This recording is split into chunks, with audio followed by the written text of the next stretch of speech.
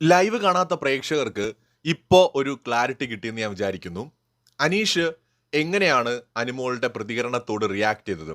അനുമോള് പറയുന്നതൊന്ന് കേൾക്കുക പോലും ചെയ്യാതെ വളരെ മാന്യമായിട്ട് അവസാനിപ്പിക്കാമായിരുന്ന ഒരു സംഭാഷണത്തെ എത്ര മോശമാക്കിയിട്ടാണ് മാറ്റിയത്. പിന്നീട് അയാൾ എന്താണ് ഈ കാണിക്കുന്നത്? ഉള്ളത് പറയുമ്പോൾ പിന്നെ അതിനെ കുറ്റം പറയുന്നു എന്ന് പറഞ്ഞിട്ട് കാര്യമുണ്ടോ? അനീഷ് അനുമോള് പറഞ്ഞതിനെ ബഹുമാനപൂർവ്വം കേട്ടിരുന്നെങ്കിൽ ഇന്നൊരു പക്ഷേ സ്റ്റാർ അനീഷായനെ.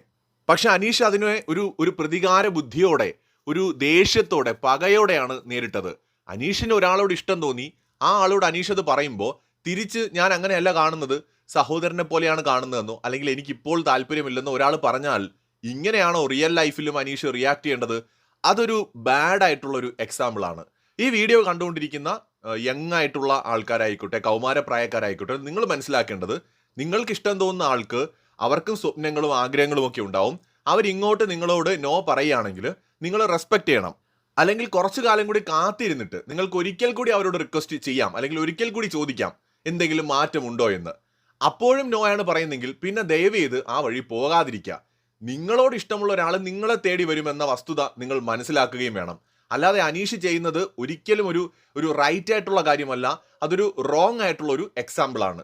ഇനി മറ്റൊരു കാര്യം കൂടി പറയാനുള്ളത്, കഴിഞ്ഞ ഒരാഴ്ച അനുമോളെ ബിഗ് ബോസ് അവസാനിക്കാൻ പോവുകയാണ്, അനുമോൾ അതുകൊണ്ട് ഒറ്റപ്പെട്ട് നിൽക്കരുത്, എല്ലാവരോടും സംസാരിക്കൂ, നിങ്ങൾ തമ്മിലുള്ള സൗഹൃദം കാണാൻ ഭയങ്കര ഇഷ്ടമായിരുന്നു, ഭയങ്കര രസമാണ് കാണാൻ, വല്ലാത്തൊരു കൗതുകമാണ്, മങ്ങാ തൊലിയാണ് എന്നൊക്കെ പറഞ്ഞിരുന്നൊരു മനുഷ്യൻ ഇനി ബിഗ് ബോസ് അവസാനിക്കാൻ ഒരാഴ്ച കിടക്കെ എന്താണ് ചെയ്തു കൂട്ടുന്നത്? അനുമോളോട് പിണങ്ങി നടക്കുന്നു, ദേഷ്യം കാണിക്കുന്നു. ഇത്രയും കാലം ഇനി അഥവാ ഒരു ഇഷ്ടം ഉണ്ടായിരുന്നെങ്കിൽ ആ മനുഷ്യന് പുറത്തിറങ്ങിയിട്ട് പറഞ്ഞൂടെ? ഇനി അകത്ത് വെച്ചാണ് അയാൾ പറഞ്ഞതെങ്കിൽ കൂടി മിനിമം അവർ പറയുന്ന കൂടി കേൾക്കണ്ടേ? അവർക്കൊരു ഫാമിലി ഉണ്ട്, ആലോചിക്കാൻ കാണും. ഒരു പെൺകുട്ടിയല്ലേ, ജീവിതത്തിൽ എടുത്തിയാടി എടുക്കാൻ പറ്റുന്ന ഒരു തീരുമാനമാണോ ഇത്? അതും വിവാഹം കഴിഞ്ഞ് വിവാഹമോചിതൻ ആയിട്ടുള്ള ഒരാള്. അദ്ദേഹം എന്തുകൊണ്ട് വിവാഹമോചനത്തിലേക്ക് പോയി എന്ന് ആ പെൺകുട്ടിക്ക് അറിയില്ല. ഈ ഷോയ്ക്കകത്ത് അദ്ദേഹം പറഞ്ഞ കാര്യങ്ങളൊക്കെ ശരിയാണോ എന്ന് ആ പെൺകുട്ടിക്ക് അറിയില്ല.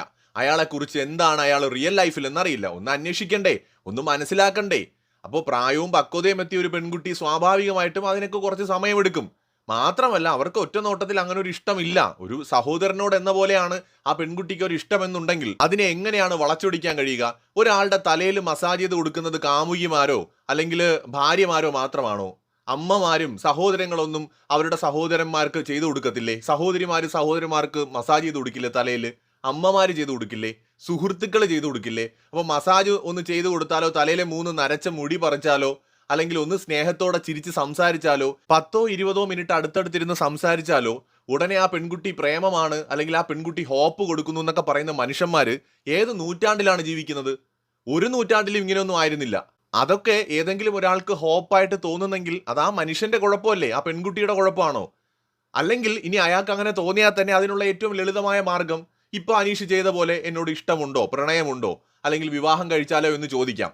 അപ്പൊ ആ പെൺകുട്ടിയുടെ മനസ്സിലും അതാണെങ്കിൽ ആ പെൺകുട്ടി പറയും, ആ എനിക്കും അങ്ങനെയായിരുന്നു, നമുക്ക് ആലോചിക്കാം, ഞാനിത് എങ്ങനെ പറയണമെന്ന് ആലോചിച്ചിരിക്കുകയായിരുന്നു, എന്തായാലും ഇപ്പൊ ചേട്ടൻ ചോദിച്ചല്ലേ, നമുക്ക് കല്യാണം കഴിച്ചേക്കാം എന്നാ പെൺകുട്ടി പറഞ്ഞേനെ.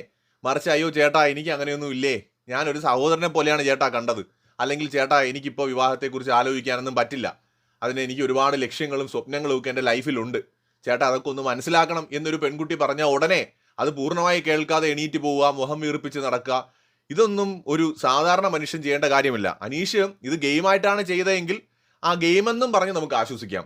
ഇത് അദ്ദേഹം റിയൽ ആയിട്ടാണ് ചെയ്തതെങ്കിൽ റിയൽ ലൈഫിൽ ഒരു മനുഷ്യനും ഇങ്ങനത്തെ ഒരു ക്യാരക്ടർ ഉണ്ടാവരുത്, അത് വളരെ മോശമാണ്.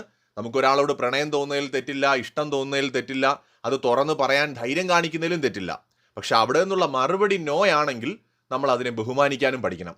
അല്ലാതെ നമ്മൾ അവരെ കാണുമ്പോൾ ദേഷ്യം കാണിക്കുക, പക വീട്ടുക, ഉടനെ പോയി ജയിലിലേക്ക് നോമിനേറ്റ് ചെയ്യുക, അതൊന്നും ശരിയല്ല. പ്രത്യേകിച്ച് കഴിഞ്ഞ ഒരാഴ്ച അനീഷ് എന്തൊക്കെ തത്വങ്ങളാണ് അവിടെ പറഞ്ഞുകൊണ്ടിരുന്നത്.